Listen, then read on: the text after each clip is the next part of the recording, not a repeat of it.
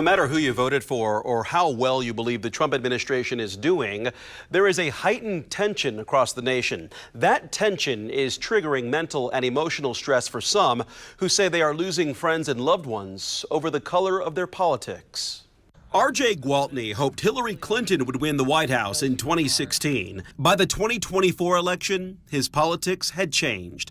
Now he has a growing fear of losing those he holds dear. I cry myself to sleep at night sometimes thinking about it, because who I vote for should have no bearing on my relationship with you. I made the switch in 2016 when for the first time I did not vote for a major party. I voted independent. Jay Washington typically voted for GOP candidates until 2016, but switched to the Democratic ticket in 2020 and 2024. RJ and Jay don't know each other, but each has noticed similar challenges in their social circles on social media and in real life. I see so many conflicting posts on Facebook that say the most ugly things about relationships between people, right down to excluding their mother and father and their brothers and sisters. Conversations have never been tough for me because I've always been able to see two sides. What has been different is I've just seen the true side to some people that I call friends. That if you are voting for Trump, you voted against me and we're no longer family. And if you're my friend and you voted for Trump, shame on you, I'm no longer going to be your friend.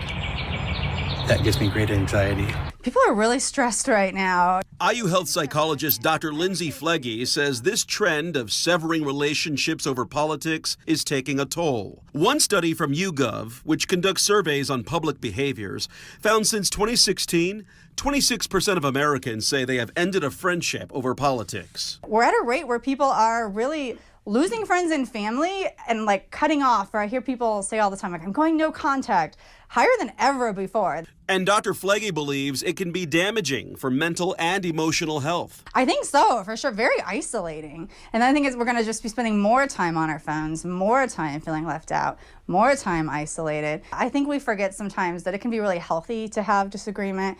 It's not uncommon to even have spouses, kids, or best friends that have different sides of the political spectrum. And all of a sudden now it's very extreme. Jay feels conversations too quickly erode to name calling and a refusal to listen. Absolutely. I'm always willing to have a conversation. It's just where it really stops is when the person, number one, if you can't be respectful. Number two, if you can't actually believe facts because the facts don't support what you need.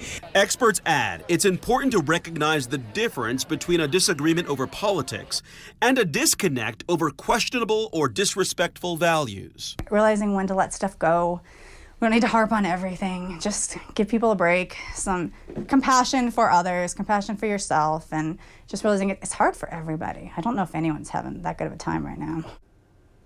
Dr. Flegge has some recommendations to reduce anxiety surrounding political discussions.